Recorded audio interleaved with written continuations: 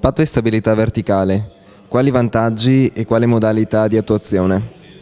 Allora, le modalità di attuazione credo siano state sintetizzate in alcuni criteri che l'ANCI proporrà alla Regione, sono sostanzialmente quelli legati ai residui passivi che ci sono in cassa, riuscire a contribuire in modo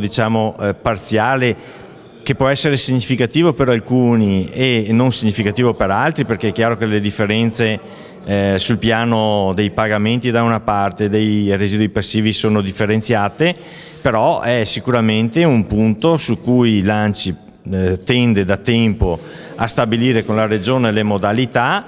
Adesso si avvia questo processo e credo che abbiamo l'opportunità di dare un piccolo contributo ai comuni che devono rispettare il patto di stabilità, quindi solo una parte dei comuni veneti,